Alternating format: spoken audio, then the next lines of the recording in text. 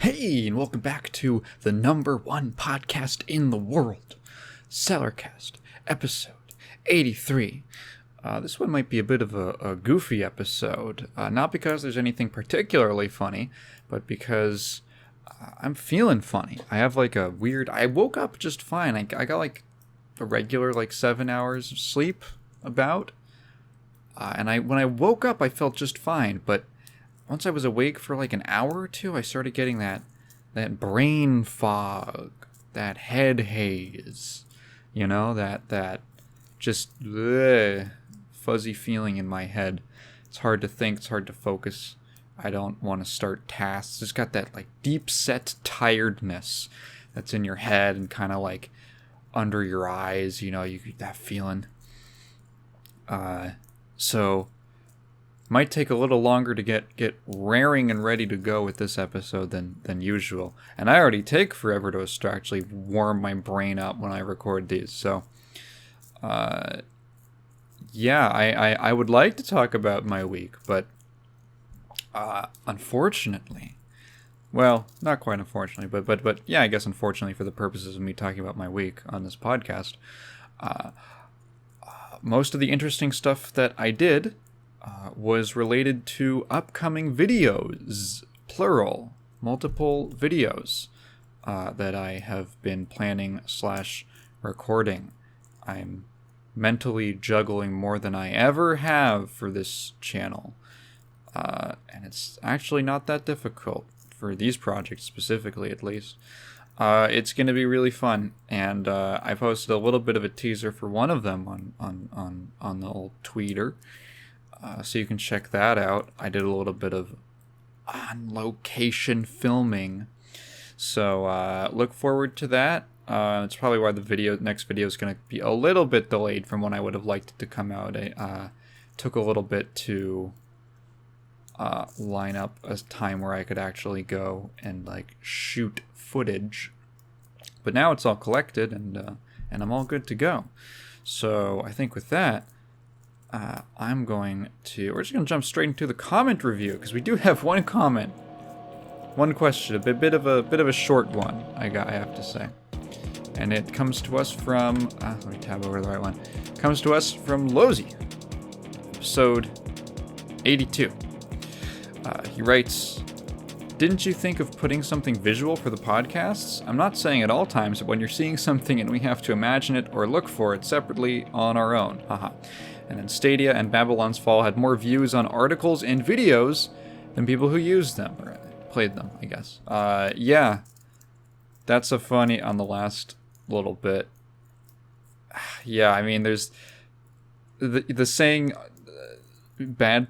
what is it? Bad publicity is better than no publicity, or something like that. Yeah, not always true. Yeah, that is not a truism, I have to say. I can think of quite a few cases like Stadia, like Babylon's Fall, where there's more people who knew about how bad it was, or how maybe not bad necessarily, but the idea that something is a failure out of the gate, or that something's going to fail out of the gate, is so, man, it can just kill a project. It's like a self-fulfilling prophecy. That kind of expectation. Yeah, sometimes bad publicity is just bad publicity. Because I can tell you that, when Babylon's Fall came out, all the discussion about how bad it was not enough to make me want to play it. Actually, it made me want to play it less than I already did, because it did not look appealing to me. Yeah, but to your question of whether or not I would ever consider putting something like visual aids, I guess. No. I'm sorry. I don't want to edit this podcast. I'm assuming what this comment is referring to is last episode when I was looking at pictures of lava, and I was talking about how cool it looked, and I just didn't have any pictures. Yeah, that's just, I don't know, man. I just don't want to edit stuff into this podcast. This is supposed to be a low effort thing. which is funny because the existence of the clips channel makes it raises the effort. But I don't know. This is all for fun, basically. I don't take the podcast super seriously as like a venture. I just kind of do it because I like it, and you guys seem to like it. So this is like when editing the podcast literally takes me, it's like a 3-minute process. It's so fast. I don't edit this thing at all. I spend just significantly longer just waiting for it to render than actually editing it. I hope that satisfies you or doesn't satisfy you. In any event, I want to start off with kind of the obvious thing that you would probably expect me to talk about, which is Xrd has rollback. The rollback update for Guilty Gear Xrd officially out. It is an update for Rev and Rev 2. So both of them, I imagine, everyone's probably just going to be playing Rev 2. I don't know how many people genuinely prefer the first Revelator over Rev 2. I don't really hear. It's funny because like even with the XX series, I've heard people of the opinion that they prefer the original XX Accent Core to Accent Core Plus R. I've heard that, right? And by the way, Plus R is like $3 on Steam right now, so go pick it up. I've heard that, right? But I never hear anyone say that they want to go back to Revelator in particular. I guess it was a good example of thankfully the final version was the one that most people seem to like. It's apparently the best version of the game. I can't say I'm particularly versed in every version of Xrd. So Xrd got rollback. That's cool. I have not gotten the chance to play it yet. It came out on the 20th, a few days ago. Not gotten the chance to try it out. I tried out the beta when that was going on, and I had a good time. It was a good experience already, even though it was kind of rough. And from what I understand, it was a very difficult job to get rollback working on Xrd. So hats off to the devs. I'll probably go play it either this evening or maybe tomorrow. I'm not quite sure. But I would like to try it out. And I will, I don't know. You know what? After I get the next video out, the sort of like casual stream I'll do after that. Because I want to do streams. I kind of want to do like a stream after every video I release. Now that they're separated. Just as like, I can open up a little like, I'm open to taking questions and stuff like that about them.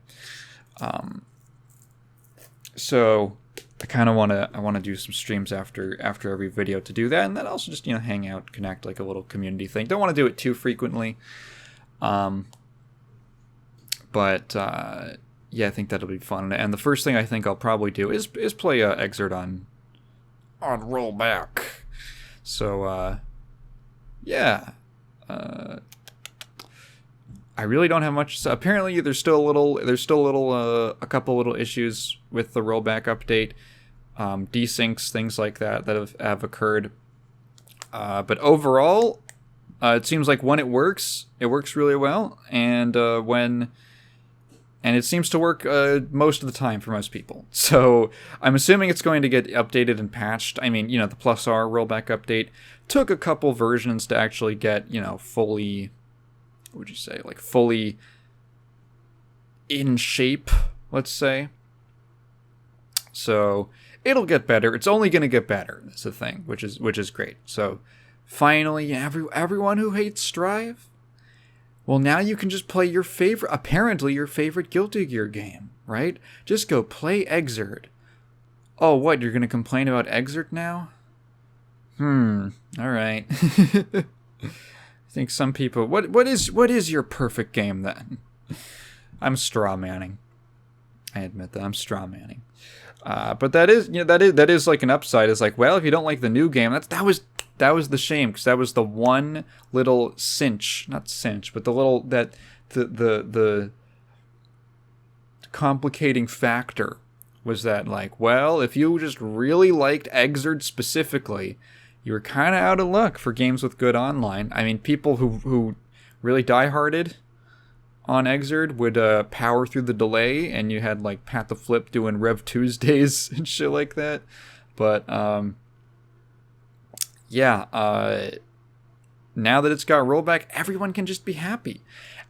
All the 3 main Guilty Gear games that people still want to play, Plusar, Exerd, and Strive, they've all got rollback. And hey, speaking of sort of the part 2, Granblue Fantasy versus Rising. So I did not play Granblue Fantasy. Excuse me, versus. It came out a little. I was like, it was one of those things. Was that 2019? I think I was still in high school. I didn't have a lot of monies, and it didn't have rollback. So, and also just, I don't know, it didn't quite appeal to me. I wasn't familiar with the Granblue property, except for a friend I had in high school who was really into it. It looked neat. I could probably have fun with it, but it was just, the things that were holding it back was just, it looked, obviously, the lack of functioning online, which leads to, small player base, that kind of thing. Just, just not worth the investment for me. It's weird because it feels like, also, I don't know, I just heard about the game just getting made worse with updates. I don't know. I'm not sure how the game was in terms of balance, if it got better or worse. I heard people complaining, And it was weird because I feel like there was oh god, it's been 4 years since 2019. Oh my god, it has. That's crazy. That does not feel like that. It's been 4 years. No fucking way. It's been 4 years since I was a senior in high school. What the fuck? Oh, it's hurting my brain. Oh, it's hurting my brain. Oh, that's weird. Anyway. Oh god. Oh no. Oh, I'm feeling it. It's coming on. The aging, the time.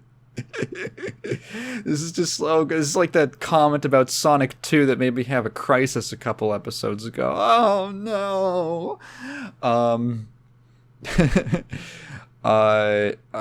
What the fuck was I talking about? Right. It feels like the game just keeps getting character updates. And I see, I'm like, isn't that game, just done? And then it gets a new character. I'm like, I thought it was... Are they still updating this thing? The game just seems like it's totally... It's just the super hardcore community that's sticking to it, basically. Well, anyway, Granblue... The grand tragedy of Granblue is that apparently it was a cool game, and to be honest, yeah, it does look like it was cool. It looks like I could probably have some fun with it. But it was in that little window of time of games that were released around the 2018-2019 period, where they came out with old delay-based netcode, which was honestly not even acceptable at the time. I mean, Christ, at Skullgirls KI for 2013, 2012, not acceptable, right? To have delay-based netcode in the year of our Lord 2019. But it was at least the community had, in-person tournaments and things like that. And then obviously COVID just swept it all away. So there was just this it was like that in Sam Show 2019, of games that were apparently really cool and that got some very dedicated audiences, and just got obliterated by the fact that they had shitty online.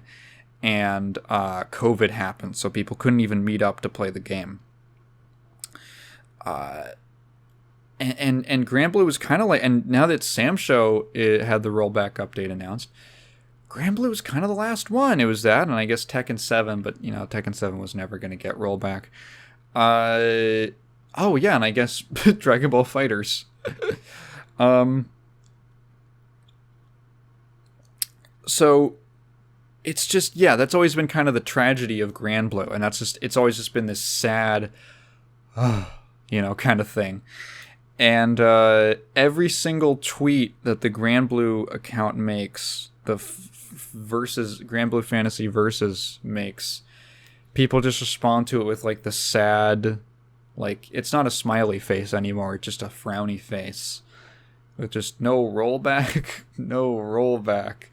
And so a couple, yesterday, I woke up to this like yesterday. They had some kind of like Granblue festival or something where the whole Granblue franchise, they make a bunch of announcements, and there was they rolled a trailer for an update for Granblue Fantasy Versus. An update? I ask with like question mark, because it seems like it's actually kind of a sequel. So Granblue Fantasy Versus Rising, couple the bullshit, the unimportant stuff out of the way first. New stages, new characters, new lobby system. There's like a Fall Guys mode that you can play in the lobby now, like a battle royale. Okay. And then, new story mode stuff, and then and rollback's in the game. So that was kind of the big thing. I mean, obviously all the content's great, but it doesn't mean much if you can't, if you can't play it online. That's the sad part, is that like even if a character looked cool, you'd look at it and be like, but fucking delay. Just don't wanna. It's just not worth it, man. So there's the reactions to the rollback update have been kind of like interesting, and it's a fascinating case, because the narrative has been for this whole time that like, well, Cygames, the publisher, the owners of the Granblue IP, they don't want to put the money in to implement like a full rollback update because it's too expensive, takes too much time. It just ends. It's a pain in the ass. So, yeah, that was the thing. It's just, well, Cygames is just never gonna put up the money for it. I imagine in my head that there was a series of conversations, a lengthy negotiating process between people from Arxis and people from Cygames, and it consisted of mostly, again, this is all in my head, it consisted of mostly the Arxis people saying, no, like, you can totally, like, save this game if you just give us this much money. And they're like, eh? And then Arxis goes, okay, well, what if we make it like a big marketing thing, and it's like a new version of the game, and it's not just like an update, it's got like a new title, and it's like a sequel, but it's like a budget sequel. It's basically just a revision. And Cygames was like, and they were like, what if we, hey, you see this Fall Guy game that's popular right now? What if we put that in the game? And they were like, ooh, for the kids? And they were like, yeah, for the kids. They like the Fall Guys. And Cygames was like, all right, take our gotcha money. Because so this that's how I imagine the conversation went. And the fact that it's like, so there's been a lot of confusion about, is this a sequel or an update or like a revision? What is it? It's being marketed as a sequel, but it's, speaking of Guilty Gear, I would probably bet that it's a lot closer to something like Exerd Sign to Exerd Revelator, where like on Steam and in store it's like a different game, but it's essentially the same base game but with more stuff. a revision. It's like a classic old school kind of revision, Super Street Fighter 2, new challenge, whatever. It's not what most people expect out of a fighting game sequel, because that kind of stuff is... Yeah, I mean, it's weird because we've moved into an era where if a game's just going to do a content update, it's just going to do like a new season or something like that. That's just kind of the model now. If you're a new, like a sequel is, we imagine that's like a MKX to MK11 kind of thing. Like, okay, brand new SF5 to Street Fighter 6. Guilty Gear Xrd to Guilty Gear Strive. Like, totally brand new, updated to maybe completely new engine, totally new, reworked character models, new movesets, all that stuff. Like a whole, from the ground up, we're going to build a new game, basically. With a new project, entirely new project. The idea of just releasing, well, it's like basically the same base game, but it's got more characters and content. And maybe a couple like graphical tweaks and stuff like that. That's kind of an antiquated concept to make that its own separate release.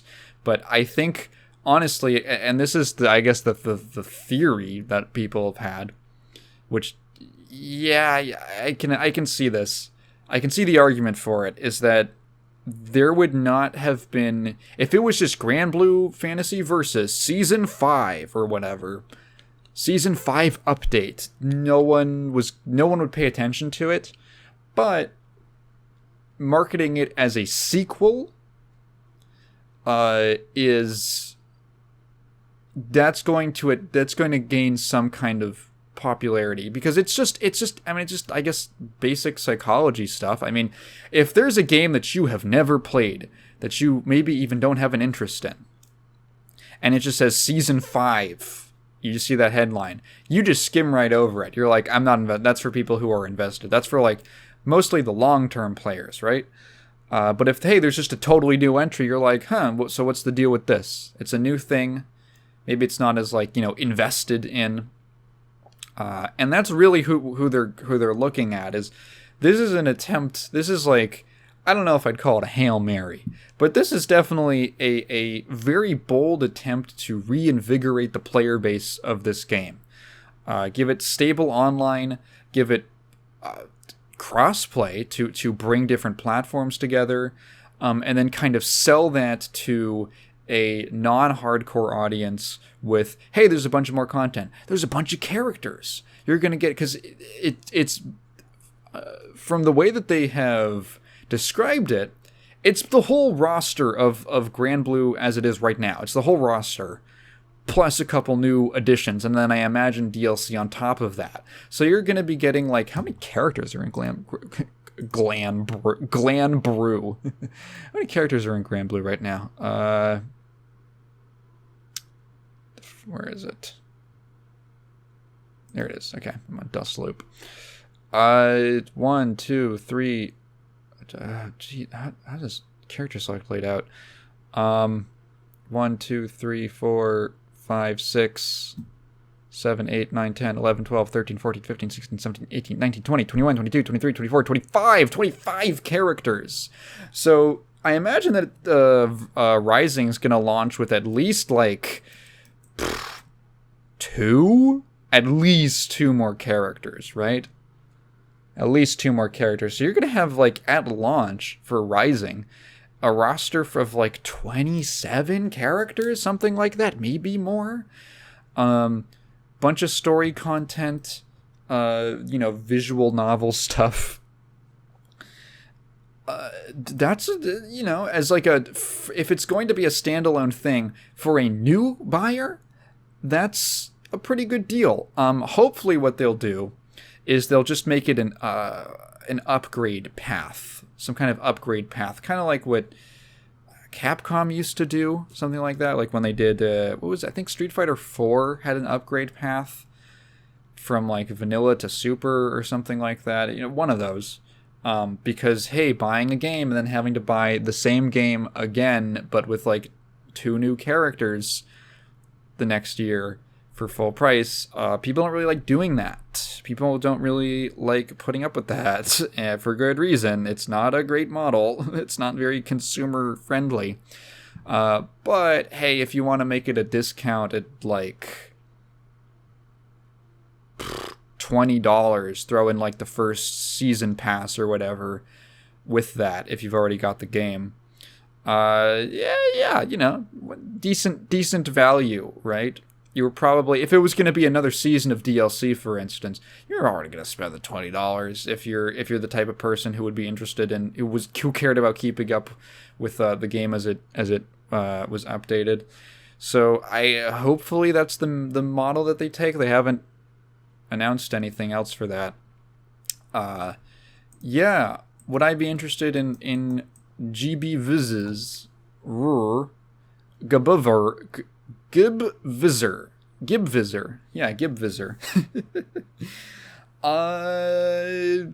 Maybe if it was on sale or if I got it for free.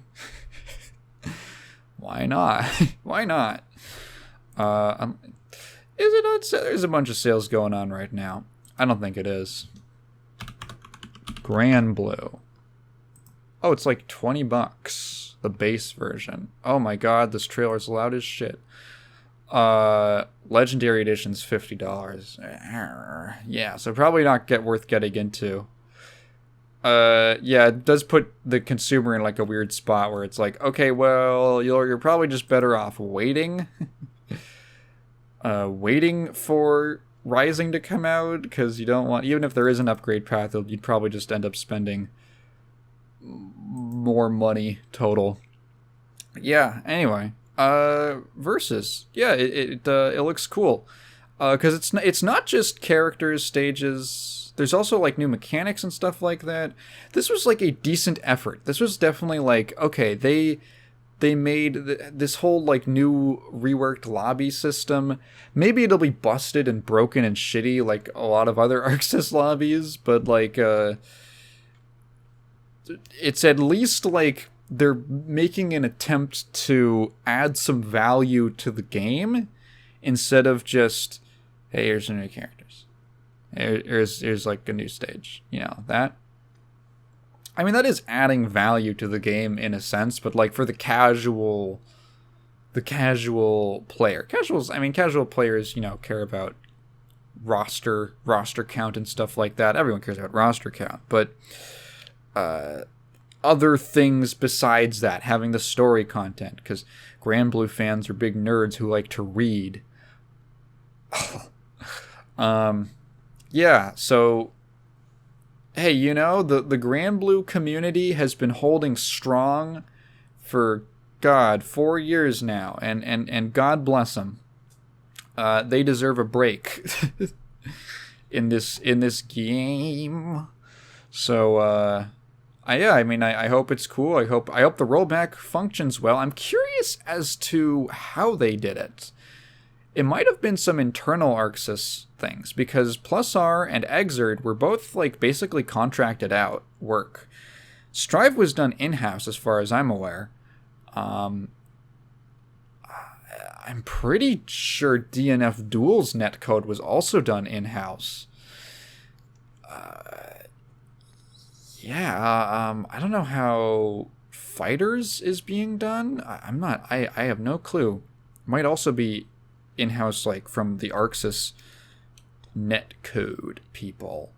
But this is great. The rollback revolution, crossplay, fighting games are entering the 21st century, guys. They're finally getting up to snuff with like every other genre, with functioning online and crossplay. Yeah, so it feels good. You know, what's the next bastion after that? I don't know, just good games, I suppose. That's going to be so nice. Hey, there was some Street Fighter 6 gameplay that they showed off. Man, that game looks fun as hell. Fighting games are so good. They're in such a good spot right now. I can't wait. Yeah, feel good story. We feel good today. Hey, you know what else is a feel good story?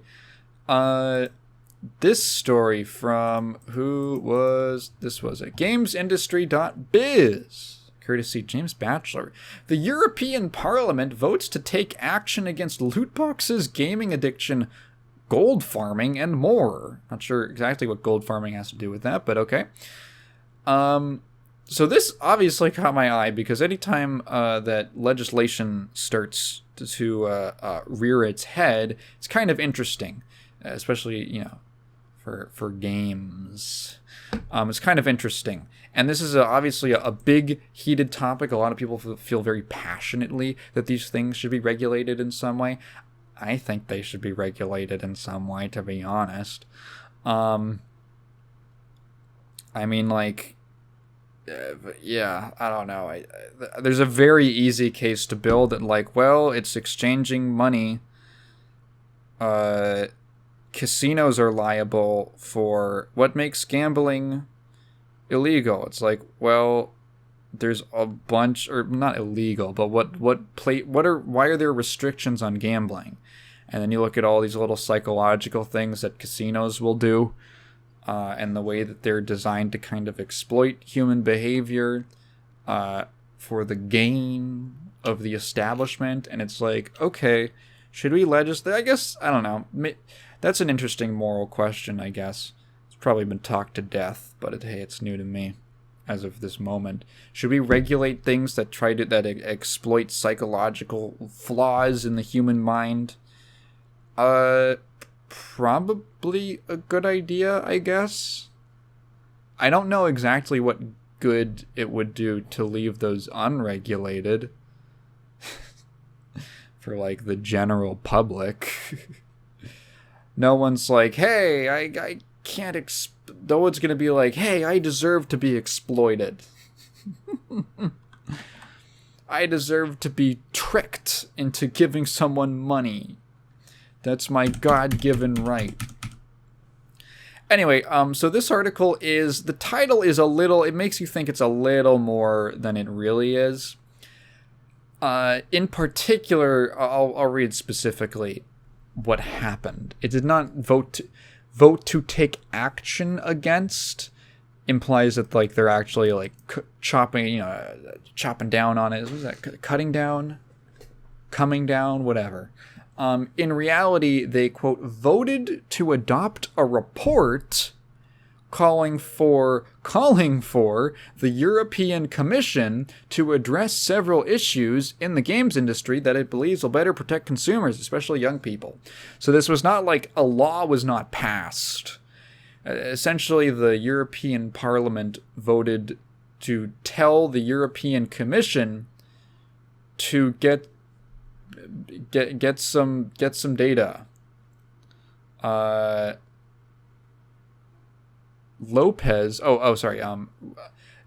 Report was led by MEP Adriana Maldonado Lopez and secured 577 votes in favor with 56 against and 15 abstentions.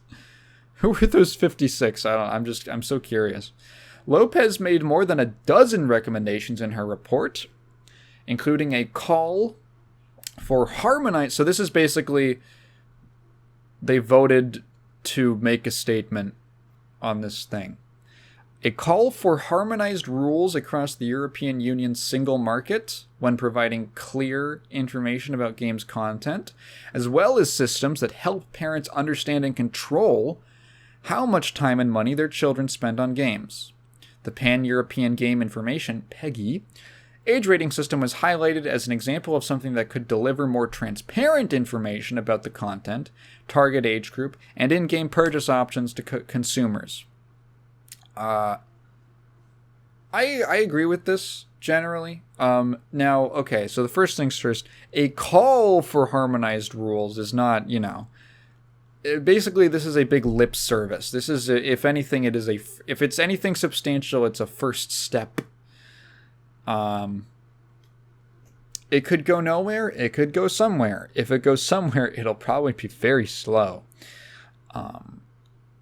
It's a call for harmonized rules. So basically a standardization of clear information about the game's content and systems that help parents understand and control how much. So basically, like parental controls and more information.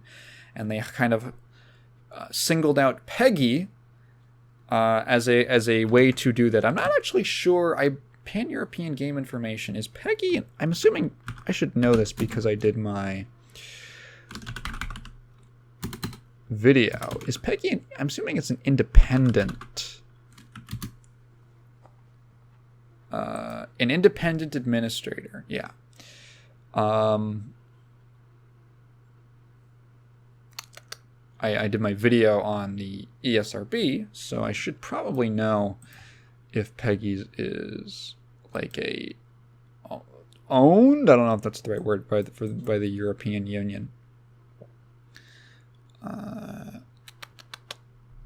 I think, yeah, I believe it seems like they're independent by an independent administrator. So yeah, so they can't. So I don't think the EU can actually do anything to make them do that. But I'm sure that if if they're going to threaten legislation, it is in the best interest of. I mean, that's how the ESRB was formed. We threaten to go way over the line, so the independent boards are basically it's like. You kind of force the hands of the industry interests to adopt some more pro-consumer policies, basically. So I mean that would be the idea of PEGI just having like some more information for like, hey, this game contains, I don't know what you'd call it, like a random paid rewards. Something like that. This game contains like microtransactions. There's probably already something for that. If I actually just had the Wikipedia page up. Don't really see anything for. They have a thing for gambling. They have like a little icon for gambling and in-game purchases, which was actually introduced in 2018. Interesting.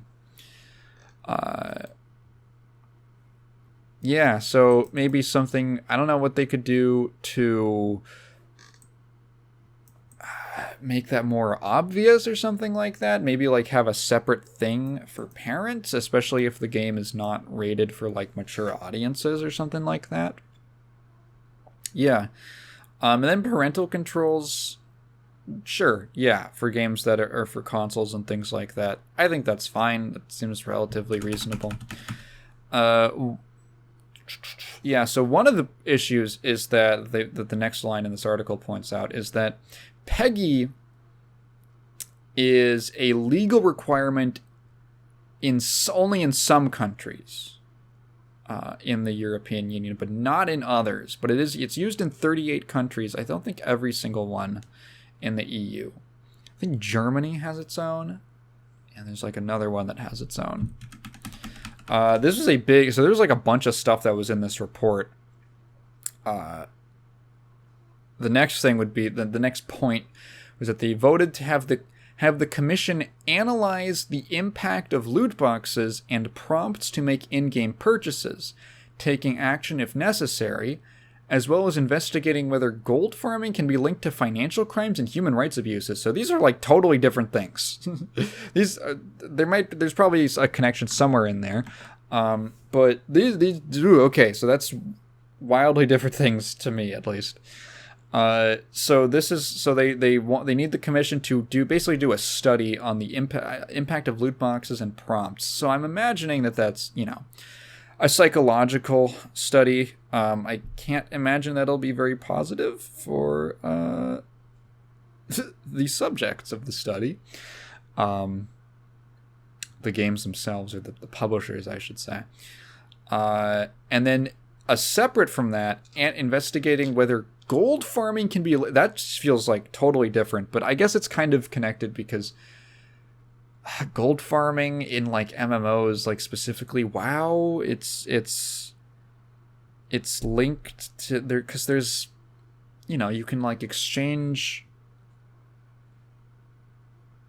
you can like run like a sweat. I guess there's like probably gold farming sweatshops in like China and stuff like that, and probably other. I think I heard some in like Serbia or something like that, some country that's kind of going through some economic troubles,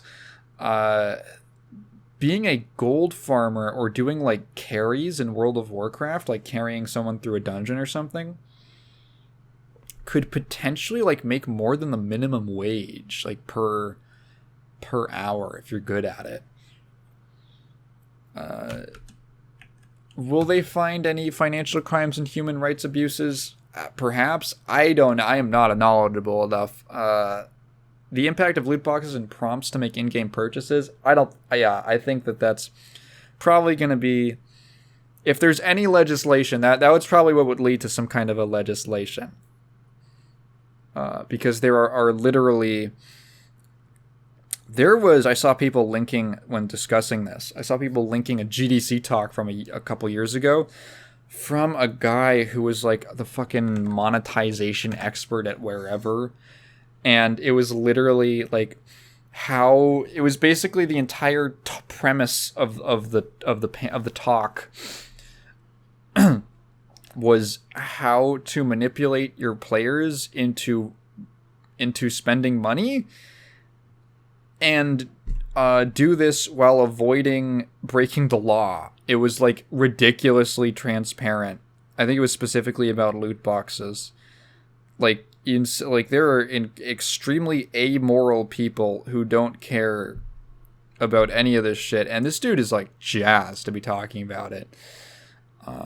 I heard something about like business majors all being like sociopaths or something like that. Yeah, maybe that's I don't know. Maybe that's if you need to give someone a class on ethics, I think it's too late, dog. I think you got to throw in the towel. It's a lost cause at that point.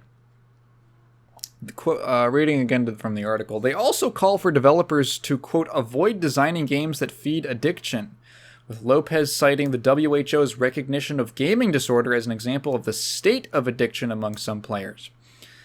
The call for developers, I mean, again, this is all lip service stuff. It is a statement that could inform future decisions by the EU when they actually legislate stuff, which is going to actually make some sort of a difference. But just saying, hey, don't do that is not going to work. You basically have to stop them by making that illegal, at least in the markets that you're able to control. Other actions recommended include prioritizing data protection, improving the gender imbalance on the industry's workforce, and making it as easy for consumers to cancel a subscription as it is to sign up. So just a bunch of random shit. This is like a big omnibus bill, I guess, of just problems that they've found with the video game industry. Reasonable, I guess. Prioritizing data protection. Oh, there was Epic got slammed the other month because or just a couple weeks ago, because they were violating like Children's Online Privacy Act or something like that in the US, because of the way that they handled, like, it starts like Fortnite starts with like the mic on by default and stuff like that. Like, you can't do that. Don't do that. Excuse me. And so they got hit with that, and I think also something about, kids spending on their parents' credit cards, and there was like some sort of bug that they like didn't patch out for a really long time, even though people knew about it, or it was something like that. Some sort of issue where basically you could pay for a microtransaction without it giving you like a prompt to do so, which is very shady. Improving the gender imbalance on the industry's workforce. Oh god, that's a huge topic in itself that I don't feel like getting into. I guess you would have to see, like, okay, well, what does that mean? Making it as easy for consumers to cancel a subscription as it is to sign up. that feels random. I'm not quite sure exactly. That doesn't strike me as a particularly video game thing. I mean, if anything, that just reminds me of general problems with software distributors like fucking Adobe, where you get a fee. You have to pay like $300 to cancel your subscription or something. Fucking, bullshit like that. I don't quite know how much that pertains to games, but all right, maybe you could legislating on that could be good. The European Parliament also recognized the value of the video game sector as well as its potential to help with education, mental health, and other aspects of life. MEPs have asked the European Commission to devise a European video game strategy that would boost the industry and, quote, help unlock its full potential. They want to make money. They want to grow the games industry in Europe, which would be cool, I wouldn't mind that myself. What do they got? They got a couple. There's actually a rich history of gaming throughout Europe. That isn't just Ubisoft, guys. Honestly, like, man, a lot of people forget how prolific the UK was in the 80s PC gaming space. Like, super influential, actually. Really interesting history there. It's more than just Ubisoft and CDPR. Quote, our report highlights the positives of this pioneering industry, but also social risks we need to bear in mind, like the impact of gaming on mental health.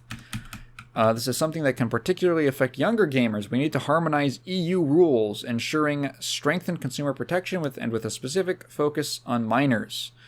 I think specifically the point that these laws should be, they use the word harmonized, but standardized, that are union wide across all of the EU. It's funny enough, I was just thinking, I saw someone the other day bring up why in America we don't include tax on the price tag of items at stores. And I'm honestly, like, I'm pretty sure one of the reasons for that is that we decided it was a good idea at some point in our nation's history that any given region, like size of region, could just decide what their tax rate is. So like, oh, does the tax vary by state, by county, by city? Who knows? You can buy one item at one store and then drive 30 minutes away to a different city, and it's cheaper or more expensive because of the tax difference. There's just some things that are like, man, in America we went really hog wild with like, the states should just decide everything for themselves, and you're like, everything? Like, you're not gonna standardize like tax? I'm sure it makes sense in some contexts, but like for the average person just shopping, it's what the fuck? Why is god damn, like, how it's such a nightmare. It's such a disaster. Having standardized laws for stuff like this just it makes sense to me, especially if, different states have different laws about gambling, right? I remember way back doing my Sega Yakuza video, there was like one law that the reason Sega went to Japan, because remember, it's actually an American company.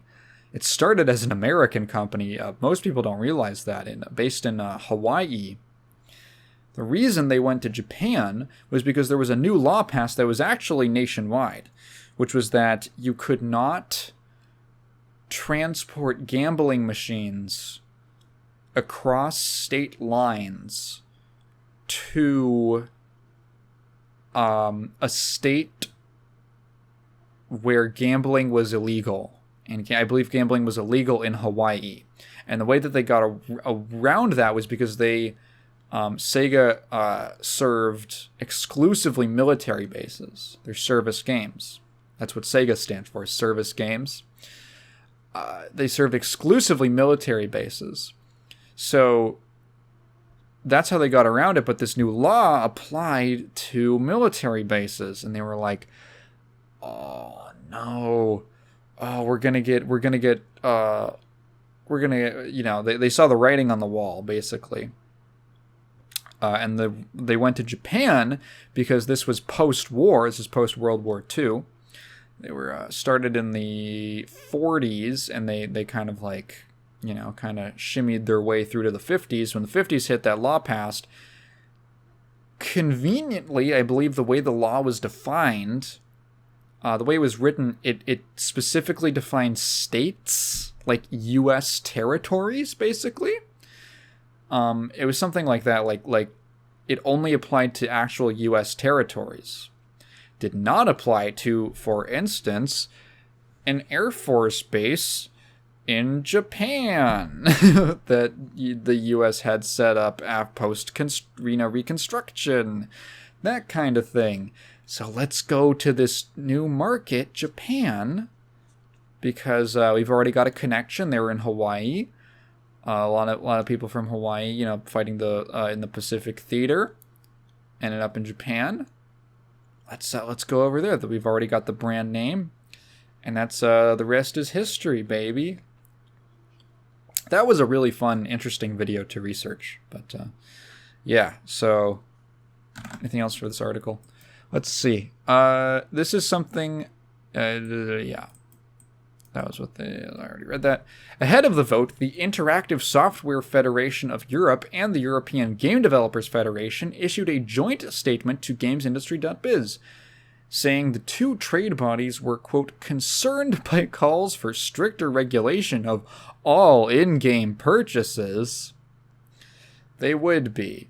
The pair said such regulation will impact the ability of all game firms to fund development. This is the...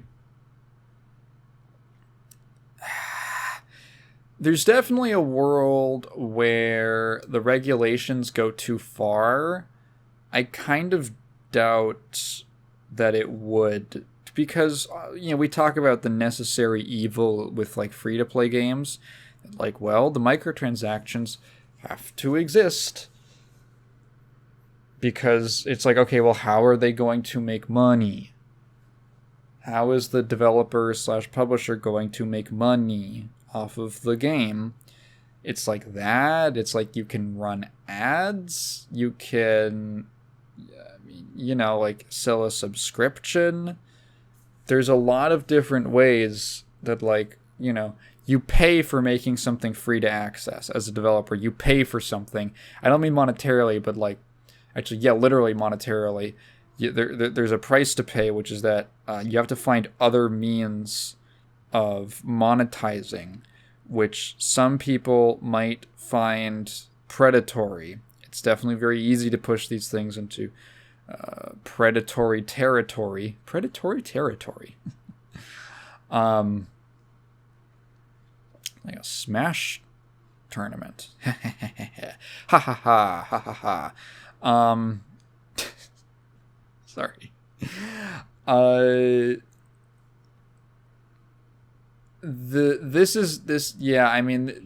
What they're worried about is obviously their bottom line here. The ISFE and the EGDF.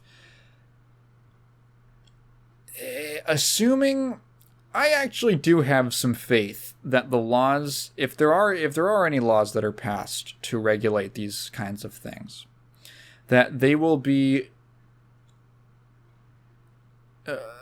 there to prevent... Excuse me. They'll be there to prevent the kinds of sort of egregious displays that we've seen.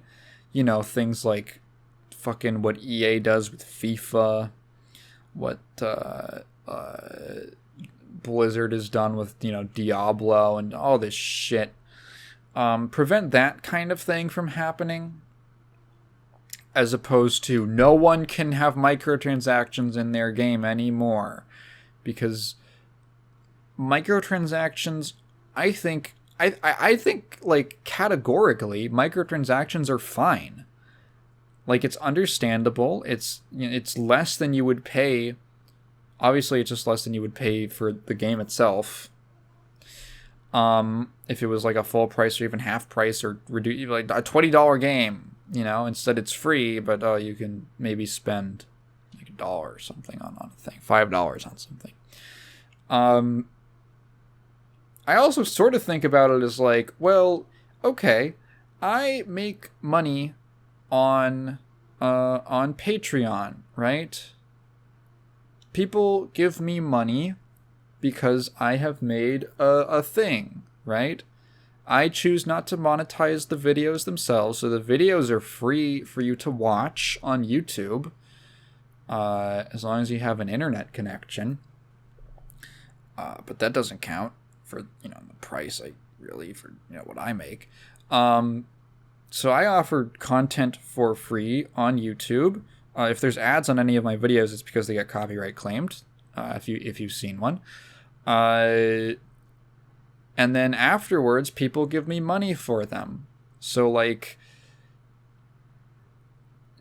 how in my mind, I don't know how different that is, for instance, from like a free-to-play game that just offers microtransactions. Like, you can just tip me. You can just send me some money on Patreon if you'd like. And guess what? There's a very small number of my audience that does. There's about 6 or 7 people who actually gives me money every month. Kind of like, you know, how the minority of people who play free-to-play games are the ones actually funding them. So, like,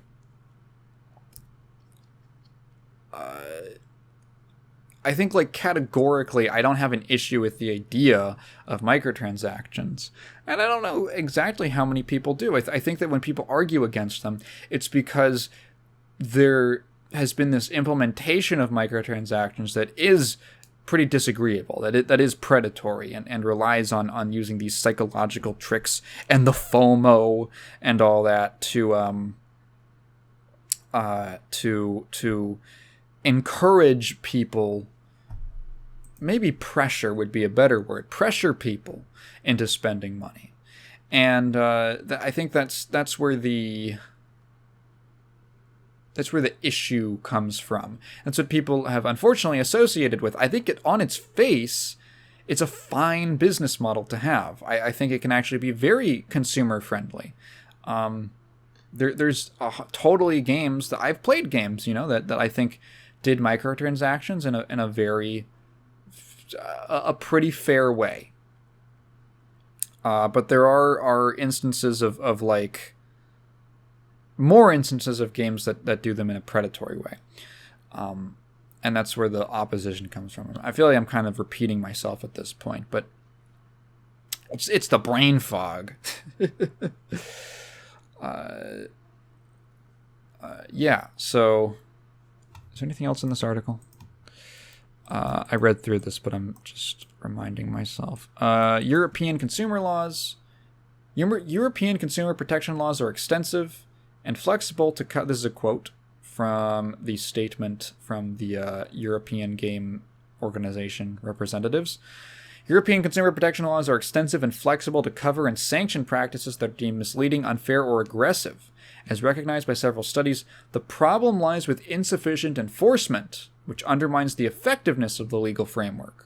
It continues, our industry is committed to a fair and transparent consumer experience when playing video games. European players have more choice of amazing games than ever, thanks to the increased variety of business models the industry has developed. Oh, that's actually kind of true. Regulators should guard the right to access these cultural products while keeping Europe's high level of consumer protection. Now, I am not a member of the European peoples. I cannot tell you how strong the enforcement is. Hey, if you live in the EU or you're knowledgeable about this, you know someone who does or who is, I would be very interested in actually hearing about that. Is there a lack of enforcement for consumer protection laws in the EU? Because obviously it's one thing to have them, but it's another thing to enforce them. I would be very curious to know. Excuse me.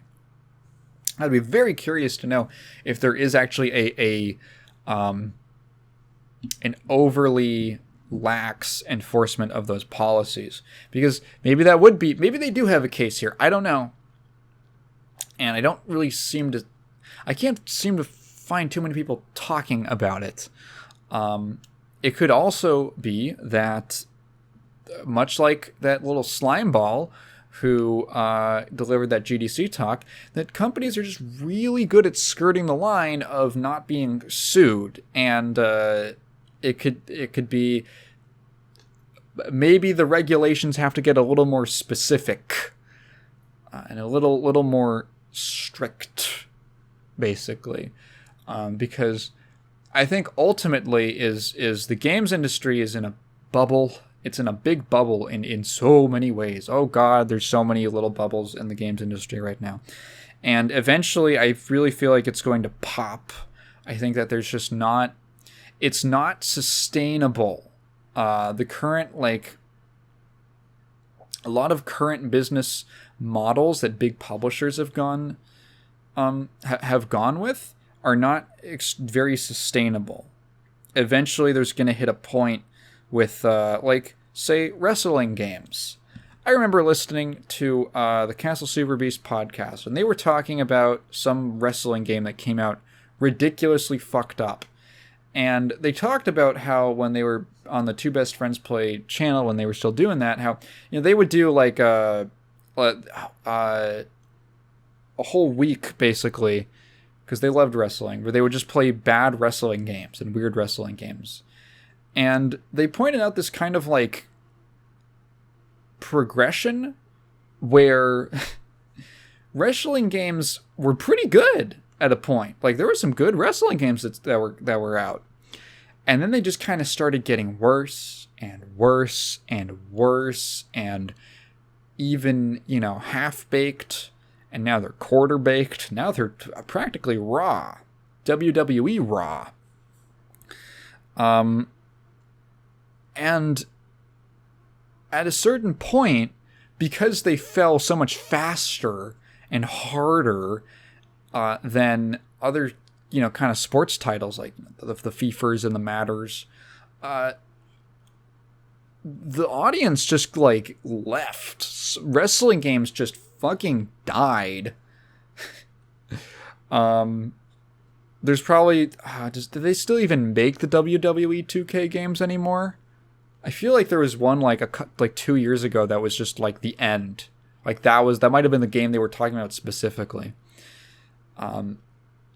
That's I feel like that's a sign of things to come. Eventually, these products are going to come out. They're going to be too half-baked. They're going to be too rushed because the management needs people to pump things out. They're crunching people. The game's coming out worse. The turnover rates are insane. And eventually, something's just going to happen where this delicate little house of cards is not going to be... it's not... A breeze that's a little too strong is going to pass by, and everything's going to just collapse, at least for a couple publishers. I think that the games industry is actually extremely hardy. This is kind of the same way when I make the argument, I think that it's really difficult to gain a monopoly over the games industry. I think that for the same reasons that it's actually kind of not quite recession-proof, but recession-resistant, which is this sort of odd quality of the games industry that's sort of been noted over time, is that games just kind of 2007 was an insane year for games. They went ballistic. And I think it's for a lot of the same reasons that I talk about when I talk about monopolies, which is that people just have a lot of options. There's a lot of options. There's a wide variety of things that you can play. Whichever publishers implode under the weight of their own hubris, you're still going to have plenty of options. You're going to have more than enough options. There's big publishers who don't really engage in things like that. Like Nintendo's gonna be fine. Other ones are gonna be fine. I'm trying to think. Maybe like no, not Square. Oh God, no. Square. Well, Square's gonna die when the NFT bubble dies, and then there'll be people around. There's gonna be more than hey, Sony. Yeah, Sony's probably gonna have stuff going on and stuff like that. They'll be around. Hey, Capcom. They'll be here. What was I talking about? Oh yeah, there's I've been feeling, I'm like, at some point this has to hit a head where people just give up and they stop buying a lot of this shit that is horribly predatory. And if not that, it's going to get regulated. Something's going to happen. We're heading to an impasse where things are going to have to change. Hopefully we don't have like a Triangle Shirtwaist Factory incident. And it won't take that to make a change in the industry. Hey, speaking of, I'm on fire with these segues. Diablo Immortal's misleading Blessing of the Worthy gem under legal scrutiny. This is an article that comes to us from Polygon, courtesy of Nicole Carpenter. Excuse me. So the premise here, the gist, is that Diablo Immortal, which I unfortunately... Oh god, I'm talking about the bubble. Gee, there's all those tech layoffs that are happening. Like, everyone's laying people off. Christ. So I'm pretty sure... Is Blizzard also laying people off? Anyway, okay, so Diablo Immortal has a gem, like an equipable item, essentially. It's called the Blessing of the Worthy gem. Now, there might be a way to get it without paying for it, but it is offered in bundles. Let's see, okay. The gem was available to purchase in the game, including in bundles that cost up to $100. $100. Players found that the rare legendary gem had some discrepancies in the wording of its description, rendering it less powerful than players originally thought. So, essentially, what this equipable item does is it gives you a it said, equipping it gives you a 20% chance to do damage worth 12% of your life. Now, what people assumed was that that was 12% of your maximum life. Oh wait, was that the actual? Oh no, it said max. I think it said maximum life. Can I read? Wait, let me actually go and read the, what's the actual text say? I am making a purchase on the belief of X description of the product. The product, Blessing of the Worthy gem, says damage will be dealt from max health. Oh no. That's not actually the case. As it ranks up, it says it's a percentage of current health. On the market, it shows your maximum XP. When you try to upgrade it, also... So the text when you upgrade it also says the damage you do based off your max HP. But actually, it's current HP, which is a huge difference in game. That's the difference, between fucking 12% of 1,000 and 12% of 10. Yeah, so that's actually from a completely ignoring any kind of legal implications of this. Huge oversight. That's definitely that strikes me as something that got changed last minute, or it changed at some point and just no one gave a fuck. So, or they just missed it. And they just never changed the text. Like, it was supposed to be max HP, but they changed it to current HP, which is significantly less good of an effect. And then sold it for $100 as part of a bundle. Classic. Fuck that game. This might... Okay, so... Reading off the article. This might not have been a huge deal if the gem could be acquired for free, but players on social media have said that they've bought the bundles, spending up to $100. $100. And more for upgrades, specifically for the Blessing of the Worthy gem. Players have been clearly upset in forums and on social media, with some threatening a class action lawsuit due to the, quote, misleading text. Lawyers at Migliaccio and Rathod are apparently answering that call with an investigation into Diablo Immortal's description of the gem, which it calls false advertising. Now, this is kind of interesting. So, there's a quote here from this firm, Migliaccio and Rathod. This practice essentially amounts to a bait and switch, since a purchasable item was advertised with one effect that players wanted, and ended up with something completely different. This is interesting. That's especially because when you think about it, you're like, that's never going to go anywhere. And then I think about it for a second. I'm like, how different is that from false advertising? Like, say you purchase let's keep it like entertainment, I guess. A channel plan, like a plan from your cable provider, something like that. A cable package, that's what it's called. A cable package from your provider, and it says 600 channels, and then you go on, and it's actually 500 channels, and it's like, well, that's not like the biggest deal in the world. But why did you lie? You did lie, right?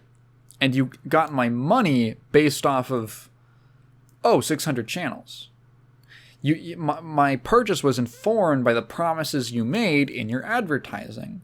So when you see an item listed in a game that says that it will do this, and you pay money for it, and then it doesn't do what it says it would, and in fact it's straight up... It's not even that you didn't read it closely or you didn't understand it. It literally lies. It says maximum when it means, which should be current HP. Is that equivalent to false advertising? And I think about it, and I don't know if it might actually be. It might actually be false advertising. Is there a definition? Let's false advertising. Let's see. False advertising is defined as the act of publishing, transmitting, or otherwise publicly circulating an advertisement containing a false claim or statement made intentionally or recklessly to promote the sale of property, goods, or services. A false advertisement can be classified as deceptive if the advertiser deliberately misleads the consumer rather than making an unintentional mistake. So this is kind of like, that was the one thing that I was like, okay, this might be the case against it, because I would imagine in a false advertising claim, hey, I made a video forever ago about murder related to Mortal Kombat and a lawsuit that involved false advertising from Midway. And part of that case was that you have to prove in the false advertising, at least for the laws in the again, maybe it could be state by state, but I don't think it quite is. Maybe like I think the statute of limitations in that case on the state it occurred in said that you can still get someone for false advertising, but if it's been so many years, yeah, that's what it was. So in that case in particular, it was. You could sue them for the crime, But if it's been like more than 3 years or something, you have to prove intentional, that they knew about it, that it was an intentional misleading, intentionally misleading advertising, which the prosecution could not do. It's such a sad case.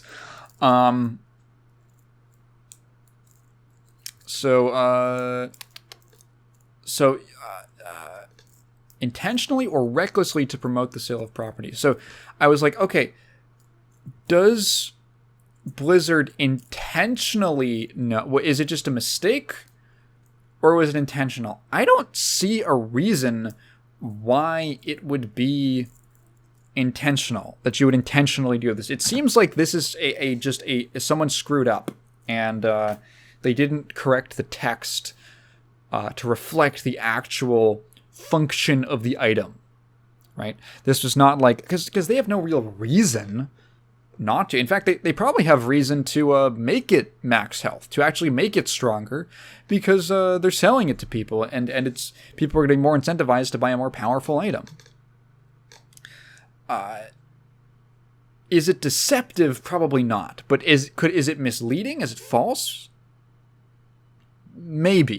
Maybe, but I don't think this would fall under deception, because I doubt that they would knowingly. I doubt that they were wringing their hands and thinking about all the money they were going to get to sell people an item in a video game that had a math equation that was different from another math equation.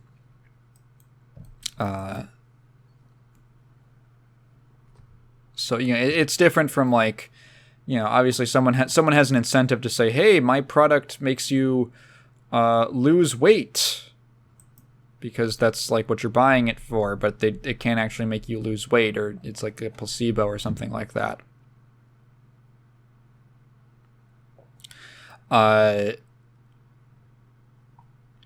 Yeah, so back to the article. There we are. Okay, I had like 5 different tabs open about this. Diablo Immortal. Okay, yeah. So that's pretty much where the article ends, actually. Could they have a case?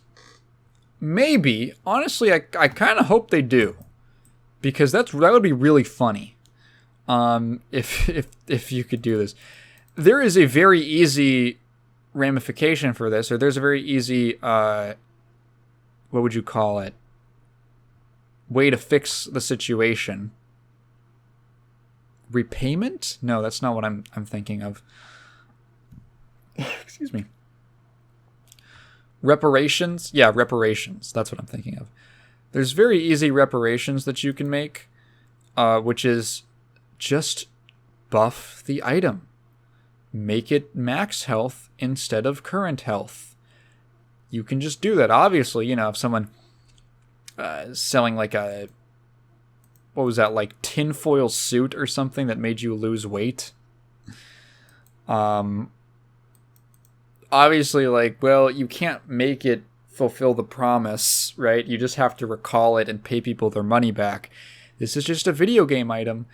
You could conceivably just change it. I mean, do you really care?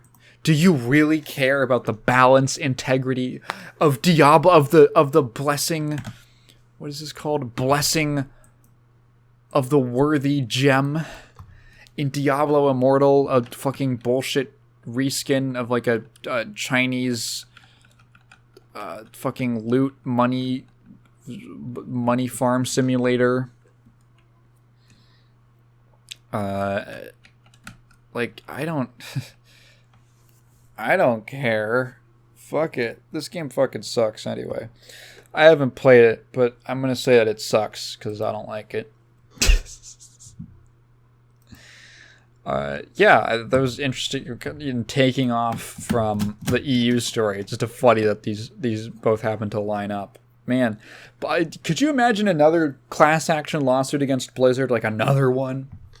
How many, man? How many are they gonna have?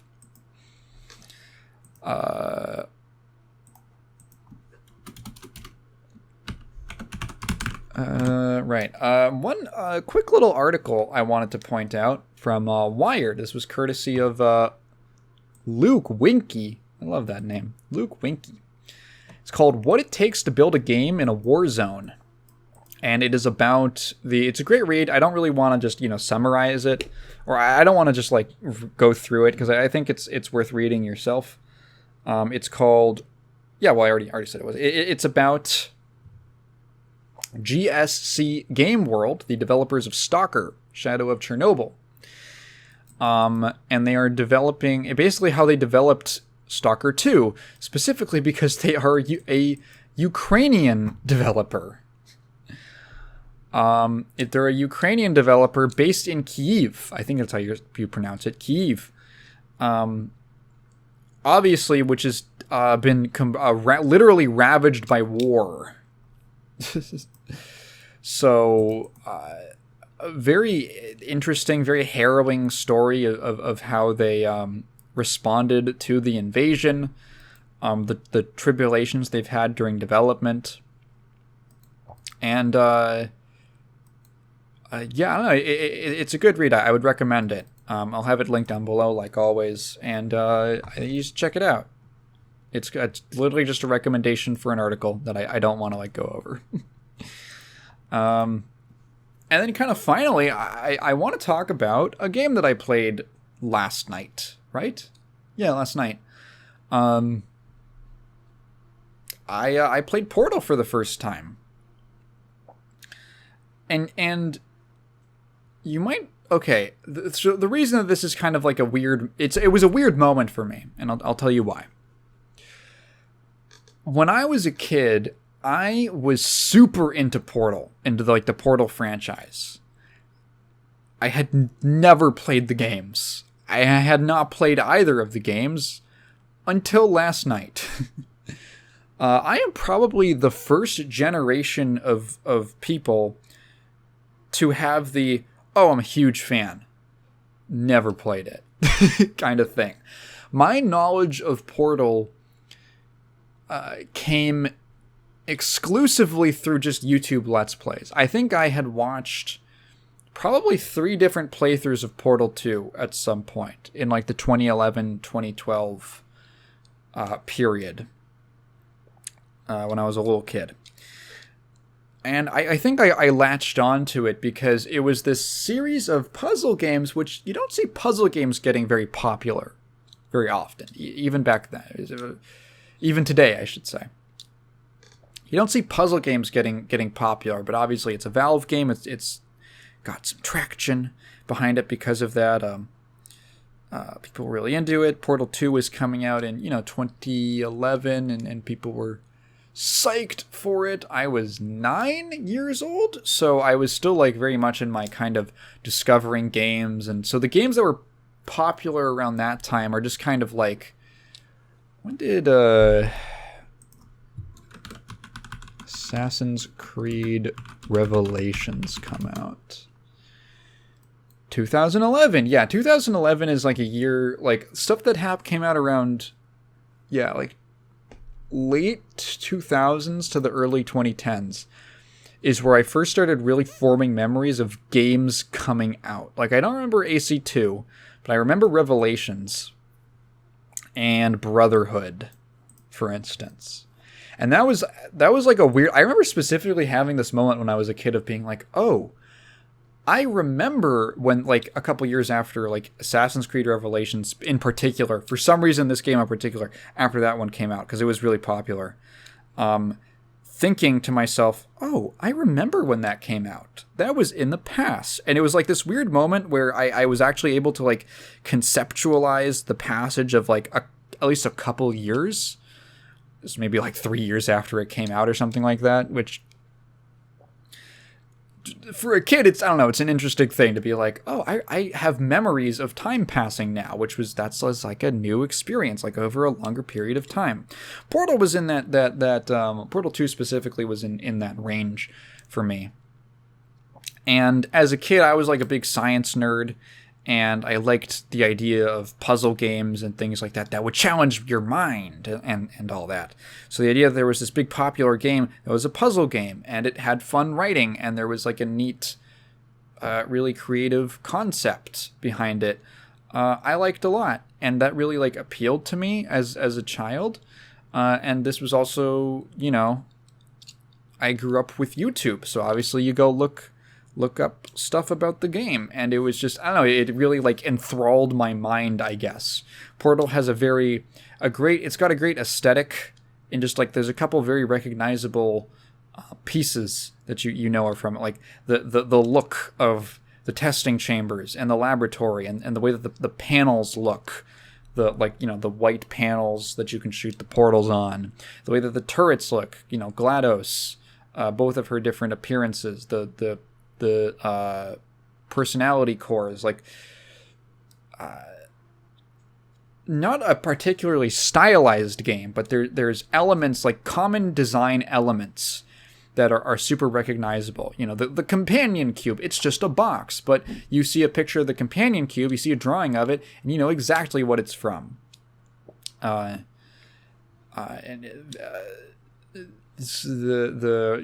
robot designs, they're great. Like unique, interesting robot designs, like the turrets, like the little co-op bots from Portal 2, Atlas and Peabody. And like, yeah, all that stuff is very like, there's a lot to like latch onto and identify. It's a very identifiable world. And then on top of that, it has like all this, you know, great charming writing and character work. It's a very like small cast of, you know, it's like what, 4 characters in the entire series, basically. So for my little child brain, that was like, I don't know, I was really into Portal, having never played it, because just I guess what it represented to me, and how I felt like I could kind of experience it through like a YouTube Let's Play or something like that. And then when I was I think around maybe the year after Portal 2 came out, I got it for Christmas. I actually did get the game for Christmas on PC, back when you could still buy PC games in store, like a physical copy of it. And we did not have a computer that was strong enough to run it. We just straight up did not have a PC that was powerful enough to run the game. So that was a real bummer. It would just crash. It could not handle it.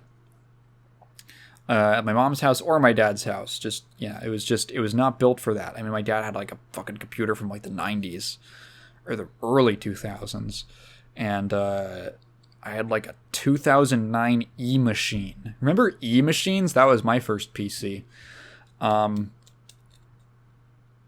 Could not handle it. So, but funny enough,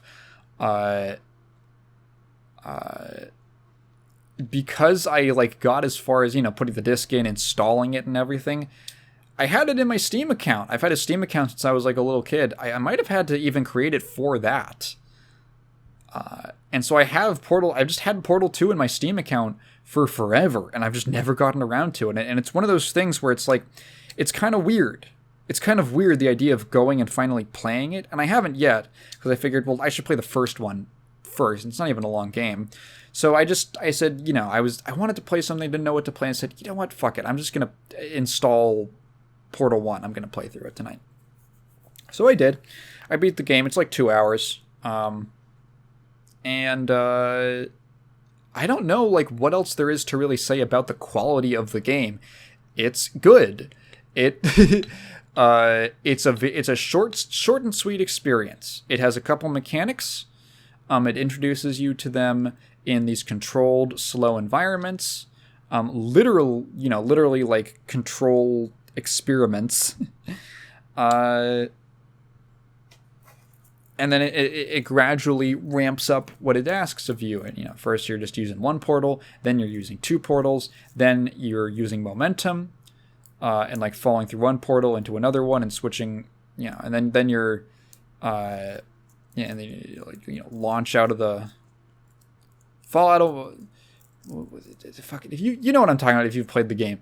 Shoot one portal on the ground, one portal, on like a little slope, like a ramp or something, and you jump into one, fall out of the other one, and then use all the momentum you gain from your fall to shoot another portal as you're falling, and then fly out the one on the ramp. And then you just, stepping it up and up and up, and with more, I guess, mechanically intensive sections. And what's weird is that there's parts of Portal that I don't remember.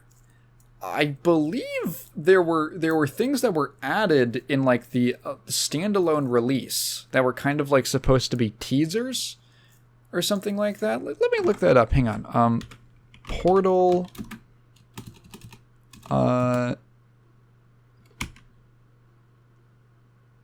Portal. What would I look up?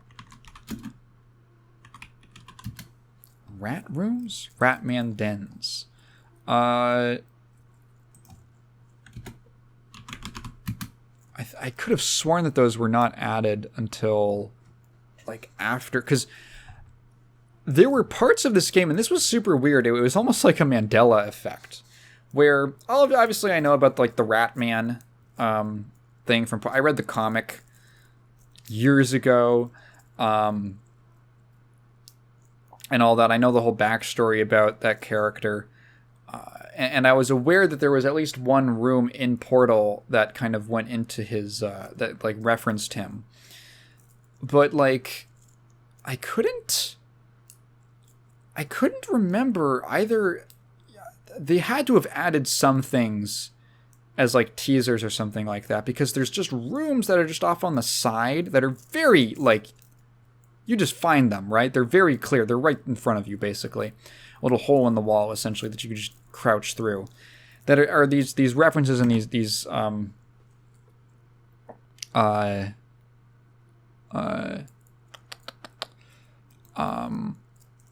am I saying? To the guy, the character. Fuck it. Bleh, losing my train of thought. The brain fog. And because there was like, again, I watched so many playthroughs of Portal and Portal 2 growing up that like it was a really odd experience to go back and to encounter things like the last third of that game I didn't have a clear memory of. Like, most of it was pretty like comfortable. Like, I was like, oh yeah, I think I vaguely remember seeing someone do this puzzle before and stuff like that. And then there was just, you hit that point after everyone fucking knows what happens in Portal after the betrayal, and when you're on the run, and it devolves into this like, you're going through the back rooms, the like really into the bowels of the facility, and there was stuff that I just did not remember at all, like all the piston puzzles, a lot of just like the dark, like claustrophobic. It has a very oppressive atmosphere. Like it feels like the facility doesn't even feel like a normal. It feels like it was like, what am I thinking? Like the Winchester Mystery House or something like that. It doesn't feel like a place people worked in. It just feels like these are semblances of places that people worked, but they're all connected into this. It never seems to end. Just this constant like hallways and corridors, and it goes from like these kind of pristine looking office spaces to these like dark, dingy industrial like assembly areas, and it's just separated by like a door. There's no windows, there's no natural light, it's just constant just corridors and hallways and corners and doors. And it never seems to let up. You're just going through this constant maze. It's so, claustrophobic. It feels suffocating. The atmosphere in that last part of the game. You just feel like you just keep going deeper and deeper and deeper, basically. Den's update. Yeah, I'm pretty sure that those were added later on, but that was like stuff that I just did not recognize. That was kind of like the interesting, I guess, emotionally, like my personal history with the game, for me. It was like, oh, this was here. I didn't. Is this new? Is this different? It felt weird. It really was. It's like, walking into your house and there's a room that you don't recognize or something like that. And it's like, oh, what's going on? And it's kind of neat. It was an interesting experience for me to visit this game for the first time, and actually play through it, and like, this is what the game actually is. And again, like, the first 2/3 are pretty much what I remember. But that last little bit, that last little chunk.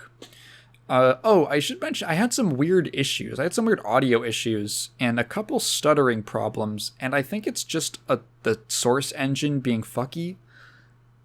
Excuse me. I had to do some weird... I had this bad problem where certain sound effects would be super crackly and, like, hurt my ears kind of crackly. Like, when I say certain sound effects, I mean, like, shooting the orange portal would make this just... like, there's a Geiger counter going off in my ear. And I had to, like, go into the audio settings and change, like, the speak. It was, like, so weird. It was, like, you had to change from, like, speaker array to, like, headphones or something like that. And that mostly fixed it. Still ran into some weird stuttering issues every now and again. Not super huge, but yeah, it was maybe I could use with a little bug fix update. I'm not sure, and I'm not even on like Windows 11. I'm on a Windows 10, which I would at least hope it would work on. I ended up also running the exe in a like Windows 7 compatibility mode, and that also seemed to kind of fix some of like the visual stuttering. Yeah, so it is a good game. It's so weird because it's like, it's also hard for me to judge, because like, yeah, it's a good game. It's a great game, probably.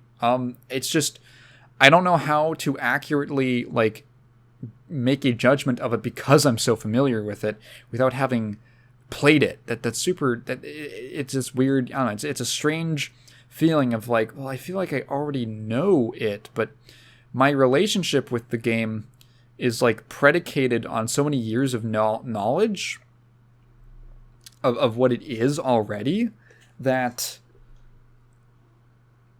I feel like it's strange. It's almost like I've already felt everything I could feel about Portal. Maybe that'll change, because I want to play Portal 2 next. Because what I wanted to get around to ultimately was I wanted to play Quantum Conundrum. For those who don't remember, Quantum Conundrum was basically like the spiritual successor to Portal that one of the creative leads on Portal, Kim Swift, led the development of that game 2014, I want to say? 2013, something like that. Because I've heard it's not as good as Portal, but I remember being so excited for it. And it has like a neat concept of like switching through different kinds of like dimensions with different rules and stuff. And it seemed interesting. But I wanted to get to that, but I was like, I feel like I should play the Portal games before I play this one. I feel like I should have a frame of reference before I jump into that.